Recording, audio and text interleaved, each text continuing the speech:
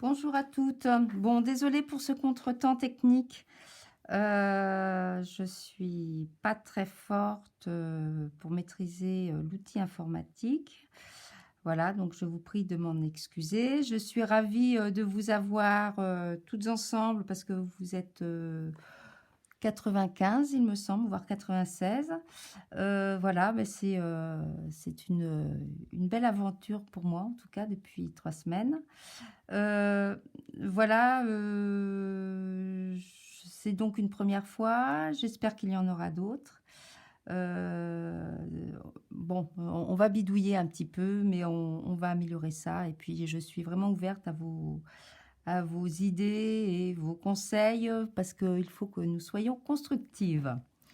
Bon, alors je vais commencer par vous parler de la broderie ajourée à fil resserré, sans fil tiré ni coupé. C'est une technique qui est très ancienne, mais qui a été remise au goût du jour par Marie-Hélène Jeannot et qui a été également enrichie par ses soins pendant une vingtaine d'années. Elle m'a transmis son savoir-faire alors que je n'avais pas une très grande pratique de la broderie en général, à part le point compté. Et en 5 cours, j'ai appris le principe et je pratique les principaux points qui ne sont pas très nombreux. Il y en a 7 ou 8. Voilà, elle ne nécessite pas de grandes compétences en broderie, il faut juste compter les fils et les points. Alors ça dépendra. Quelquefois, on choisira plus l'option compter les fils et une autre fois, on prendra plus l'option compter les points. Ça dépendra des situations des modèles. Bon, comme dans tous les domaines, sa pratique permet d'obtenir de meilleurs résultats. Donc, il faut un peu d'entraînement, mais bon, c'est pas très très compliqué. Alors au niveau du matériel, il faut une toile 10 fils au centimètre pour commencer. Vous pouvez après aller sur une toile un petit peu plus serrée, tout en sachant que les jours seront moins visibles. Et voilà, l'intérêt c'est quand même de faire des trous dans notre toile. Et c'est plus facile avec une toile au 10 centimètres. J'utilise une toile Zweigart parce que c'est une toile de qualité. Et puis c'est une toile de lin aussi, hein. On ne peut pas travailler sur une toile de coton, le coton étant trop peu résistant. En fil, j'utilise beaucoup le spécial dentelle 80, mais on peut utiliser du cordonnet spécial aussi, 50 jusqu'à 80. Et puis aussi l'orifil, anciennement Vivace Maestoso, maintenant il s'appelle Mako 12 et Mako 28. Voilà, j'utilise une aiguille à tapisserie numéro 26 et puis une aiguille à coudre pour rentrer les fils sur l'envers du travail.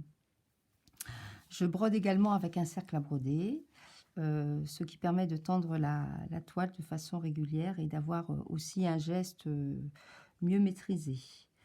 Alors au niveau des lunettes, j'utilise des lunettes à verre dégressif, ce qui est vraiment beaucoup plus confortable que des verres progressifs. Là, on a une vision de près de 40 cm à moins, enfin même de 50 cm à moins, et c'est vraiment l'idéal pour broder. Voilà, et puis ben, privilégier toujours la lumière naturelle, parce qu'on n'a jamais rien fait de mieux jusqu'à maintenant. Voilà, bon, alors on va commencer à broder. Pour commencer, pour le tout début, je vous invite à faire un petit exercice mais pour comprendre un peu ce point, qui est le passé plat resserré, qui est vraiment le point de base, parce qu'on va le décliner dans toutes les directions, quasiment, à l'horizontale, à la verticale, en diagonale, et puis elle nous permet aussi de faire des œillets. Et c'est vraiment un point assez extraordinaire parce que les combinaisons sont à l'infini. Bon, alors pour commencer, vous allez faire quelques centimètres sur un point à 3 fils. Voilà, je sors mon fil dans un trou et je vais compter 3 fils juste au-dessus. Et je vais ressortir mon aiguille sur le fil qui est à gauche, à côté du fil, à côté du trou qui est à gauche du fil où je suis sortie. Et je tire. Voilà, je garde quelques centimètres dessous que je bloque avec mon doigt. Et je tire. Et à chaque fois que je tire, des jours apparaissent. Voilà, donc vous allez faire quelques centimètres comme ça, en prenant 3 fils et en n'hésitant pas à tirer sur le fil de votre aiguiller. C'est ce qui permet de resserrer les fils de la toile. Alors au début, vous allez avoir un peu de mal à tirer, ce qui est normal. Après, vous allez trop tirer. Et puis, en vous entraînant, faisant quelques centimètres, vous allez bien comprendre le geste. Donc, on tire vers soi. Voilà, on peut tirer vers soi, on peut tirer vers le haut, on peut tirer aussi vers l'extérieur. Mais quand on fait un point, on essaie d'avoir toujours le même geste régulier, c'est-à-dire que là, on va tirer vers soi et en tirant bien. Voilà, j'espère que vous voyez bien. Moi, j'utilise un fil qui vient de chez Pierre Testu que j'ai dédoublé et j'utilise... là, j'ai pris un peu de couleur pour que vous voyez mieux sur mon travail. Donc, vous allez faire quelques centimètres comme ça. L'intérêt de cette toile, c'est qu'on peut défaire. La toile reprend sa position initiale.